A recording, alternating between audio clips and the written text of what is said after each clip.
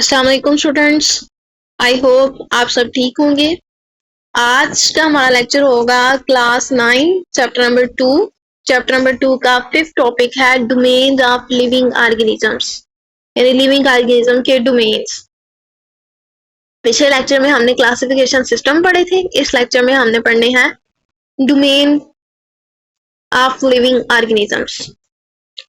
तो डोमेन्स को समझने के लिए वीडियो को एंड तक क्लास में देखिएगा।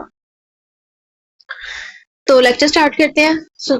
डोमेन ऑफ लिविंग ऑर्गेनिज्म, यानी हमने पिछले लेक्चर में पढ़ा था कि 3 जो है वो डोमेन के सिस्टम बनाए गए थे, डोमेन क्लासिफिकेशन सिस्टम बनाए गए थे, जिसमें डोमेन आर्चिया था, डोमेन जो है वो यूकैरिया था और डोमेन बैक्टीरिया था।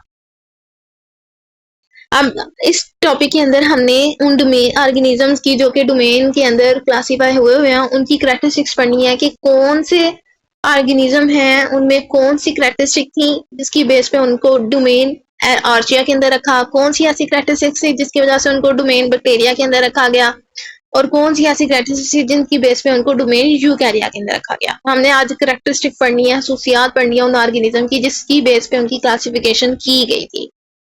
तो सबसे पहले है डोमेन आर्चिया। डोमेन आर्चिया के अंदर सबसे ज्यादा प्रिमिटिव ऑर्गेनिज्म रखे गए, यानी वो ऑर्गेनिज्म जो सबसे पहले इस दुनिया में इस जमीन के ऊपर आए थे, जमीन के ऊपर बने थे, सबसे पहले जानदार, उनको रखा गया था डोमेन आर्चिया के अंदर। अब इनके अंदर कौन कौन सी कैरेक्टरिस्टिक्स पाई जा रही थी? सबसे पहली कैरेक्टरिस्टिक थी कि ये प्रोकैरियोट थे, यानी ये प्रोकैरियोट हैं, ऐसे ऑर्गेनिज्म जो प्रोकैरियोट थे लेकिन उनके सेल वॉल के अंदर पेप्टाइडोग्लाइकन केमिकल मौजूद नहीं था, बल्कि इनका जो सेल वॉल थी वो पॉलीपेप्टाइड और प्रोटीन से मिलकर बनी हुई थी। ये इनकी पहली कैरेक्टरिस्टिक्स आ जाती है। फिर आ जाती है कि इनके जो आरएनए था, राइबोसोमल आरएनए, वो यूकैरियोट से ज्यादा मैच हो रहा था एज कम्पेयर टू बैक्टीरिया के, तो इसको हमने डोमेन आर्चिया के अंदर रख दिया। फिर इनकी जो बॉडी के अंदर मौजूद जो सेल मेम्ब्रेन है, यानी सेल के ऊपर जो मौजूद सेल मेम्ब्रेन है, उसके अंदर यूनिक किस्म का एक अलग किस्म के लिपिड्स मौजूद थे, जिनमें एक कैरेक्टरिस्टिक थी कि ये हर तरह के सख्त से सख्त माहौल में भी अपने आप को सरवाइव कर रहे थे। अगर हॉट स्प्रिंग है, बहुत ज्यादा गर्मी है, या गर्म पानी में भी इजीली सरवाइव कर रहे थे। साल्ट लेक्स में, यानी जो है वो नमक वाले पानी में भी इजीली ये जो है वो सरवाइव कर रहे थे। एसिडिक अल्कालाइन, यानी एसिडिक वाटर में भी, अल्कालाइन वाटर में भी ये इजीली जो है वो सरवाइव कर रहे थे, इसी सेल मेम्ब्रेन के अंदर मौजूद लिपिड की वजह से। तो ये इनमें एक खास कैरेक्टरिस्टिक थी जिसकी बेस पे इनको डोमेन आर्चिया के अंदर रख दिया गया। इसके अलावा ये बहुत से कॉमन इन्वायरमेंट के अंदर भी इजीली सरवाइव कर रहे थे, जैसे सॉइल है या ओशन है, मट्टी में भी ये इजीली सरवाइव कर रहे थे, पानी में भी इजीली सरवाइव कर रहे थे। कुछ जो आर्चिया होते हैं वो अपनी एनर्जी इनऑर्गेनिक कंपाउंड से ले रहे होते हैं, जैसे सल्फर है या अमोनिया है, इनसे ये ले रहे थे, तो इनको डोमेन आर्चिया में रख दिया गया। ये इनमें एक जो है वो खसूसियात थी। उसके अलावा इनके कुछ जो ग्रुप्स थे आर्चिया के, वो फोटोसिंथेसिस परफॉर्म कर रहे थे लेकिन ऑक्सीजन नहीं बना रहे थे, तो उनमें ये वाली कैरेक्टरिस्टिक्स मौजूद थी जिसकी बेस पे इनको डोमेन आर्चिया में रख दिया। जितने भी ऑर्गेनिज्म हैं अगर उनमें ये वाली कैरेक्टरिस्टिक्स मौजूद हैं तो उनको हमने डोमेन आर्चिया के अंदर रख दिया गया। जैसे कि नीचे आपको ऑर्गेनिज्म नजर आ रहे हैं, ये बहुत छोटे छोटे ऑर्गेनिज्म है जिसे हम आम आंख से नहीं देख सकते, माइक्रोस्कोप से देख सकते हैं, तो उनको जो है वो डोमेन आर्चिया के अंदर रख दिया गया। उसके बाद नेक्स्ट है कि डोमेन आर्चिया के अंदर एक और किंगडम, अब डोमेन आर्चिया को मुख्तलिफ किंगडम्स में डिवाइड किया गया, यानी आर्चिया के एक किंगडम बना दिया गया जिसे कहते हैं किंगडम आर्चियोबैक्टीरिया। इस आर्चियोबैक्टीरिया के अंदर ऐसे बैक्टीरिया रखे गए जो बहुत पहले आए थे, जैसे मैथेनोजेंस हैं। मैथेनोजेंस वो बैक्टीरिया है जो एंशिएंट बैक्टीरिया जो मीथेन प्रोड्यूस करते हैं, अपने आप को मेंटेन रखने के लिए मीथेन प्रोड्यूस करते हैं और उसी के जरिए अपनी लाइफ को सरवाइव करवा रहे होते हैं। उसके बाद हेलोफाइल्स। हेलोफाइल्स ऐसे बैक्टीरिया थे, ऐसे बैक्टीरिया हैं जो साल्टी इन्वायरमेंट में इजीली अपने आप को सरवाइव करवा रहे हैं। थर्मोफाइल्स जो हॉट स्प्रिंग्स में जो है वो रह रहे हैं। एसिडोफाइल्स जो बहुत ज्यादा एसिडिक इन्वायरमेंट के अंदर, ऐसे इन्वायरमेंट जहाँ पे एसिड मौजूद हो वहां पे जो है वो रह रहे होते हैं। तो अगर ये सारे बैक्टीरिया जितने भी होंगे ये सारे हम जो है वो किंगडम आर्चियोबैक्टीरिया के अंदर इनको क्लासिफाई किया हुआ उनके कैरेक्टरिस्टिक्स की बेस पे। तो जो डोमेन आर्चिया है उसका एक किंगडम है किंगडम आर्चियोबैक्टीरिया।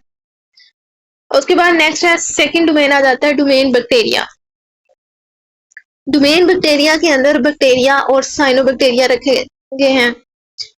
इनके अंदर कौन कौन सी खसूसियात हैं कि ये प्रोकैरियोट है, लेकिन इनकी जो सेल वाल है वो पेप्टाइडोग्लाइकन से ही बन के मिली जो है वो मिलके बनी हुई है, जो कि बहुत ज्यादा सपोर्टिव साबित होती है इन बैक्टीरिया के लिए, इनकी बॉडी को सपोर्ट कर रही होती है। इसके अलावा जो बैक्टीरिया है वो हर तरह के इन्वायरमेंट में रह रहे होते हैं। कुछ बैक्टीरिया मिट्टी के अंदर होते हैं, कुछ पानी के अंदर, कुछ हवा के अंदर और कुछ बहुत सी ऑर्गेनिज्म की बॉडीज के अंदर मौजूद होते हैं जो वहां पे सरवाइव कर रहे होते हैं। उसके बाद जितने भी बैक्टीरिया होते हैं ये सारे यूनिसेलुलर होते हैं, यानी इनकी बॉडी एक सेल से मिलकर बनी होती है।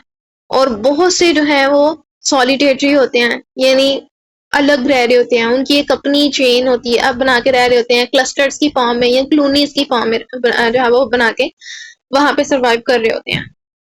अब जितने भी बैक्टीरिया होते हैं उनमें जो ज्यादातर बैक्टीरिया है वो हेटेरोट्रॉफिक होते हैं, यानी जो अपनी खुराक को तैयार नहीं कर सकते। और कुछ जो बैक्टीरिया होते हैं इनके अंदर क्लोरोफिल होता है और वो फोटोसिंथेसिस प्रोसेस कर सकते हैं, यानी कुछ अपनी खुराक को तैयार नहीं कर सकते लेकिन कुछ जो है वो फोटोसिंथेसिस का प्रोसेस करके अपना खाना जो है वो बना रहे होते हैं। और इसी जो है वो डोमेन बैक्टीरिया को किंगडम के अंदर डिवाइड किया हुआ है जो कि है किंगडम यू बैक्टीरिया, यानी ट्रू बैक्टीरिया। और कुछ बैक्टीरिया जो होते हैं वो डिजीजेस काज कर रहे होते हैं, लेकिन कुछ जो है वो बेनिफिशियल होते हैं जिसमें डिकम्पोजर्स बैक्टीरिया आ जाते हैं जो कि क्या करते हैं हमारे साइल के अंदर मौजूद न्यूट्रिएंट की रिसाइकलिंग कर रहे होते हैं और साइल की फर्टिलिटी को बढ़ा रहे होते हैं। तो ये वाली सारी कैरेक्टरिस्टिक्स बैक्टीरिया और साइनोबैक्टीरिया के अंदर पाई जाती है, इस वजह से इनका एक जो है वो डोमेन रख दिया गया डोमेन बैक्टीरिया, जिनके अंदर ये सारी कैरेक्टरिस्टिक मौजूद थी। उसके बाद आ जाता है डोमेन यूकैरिया। डोमेन यूकैरिया के अंदर जितने भी यूनिसेलुलर या मल्टीसेलुलर यूकैरियोट्स थे उनको रख दिया गया।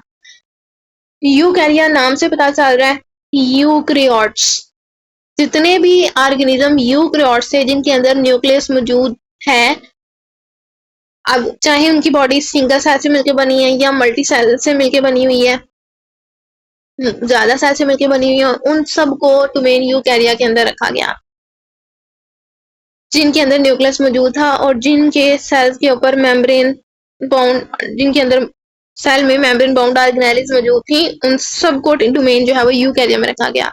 डोमेन यूकैरिया के 4 किंगडम्स बनाए, किंगडम प्रोटिस्टा, किंगडम फंजाई।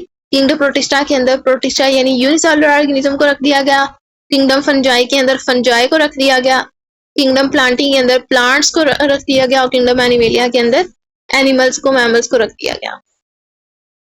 तो ये जो है वो डोमेन यूकैरिया है। तो अगर इन ये वाली सारी कैरेक्टरिस्टिक्स ऑर्गेनिज्म में पाई जा रही हैं तो ये उनको डोमेन यूकैरिया में क्लासिफाई किया हुआ था और किया हुआ है अभी भी। तो ये थे 3 डोमेन, जो कि डोमेन आर्चिया है, डोमेन बैक्टीरिया है और डोमेन यूकैरिया है। इनके अंदर ये वाली कैरेक्टरिस्टिक्स पाई जाती हैं जिस बेस पे हमने ऑर्गेनिज्म को क्लासिफाई किया हुआ है इन 3 डोमेन्स के अंदर। तो ये था आज का हमारा टॉपिक। उम्मीद है आपको समझ आ गई होगी। अगर आपको कोई भी क्वेश्चन हो तो आप पूछ सकते हैं, कमेंट में करके पूछ सकते हैं। अगर आपको वीडियो अच्छी लगी हो तो उसे लाइक करें, सब्सक्राइब करें और शेयर करें। शुक्रिया।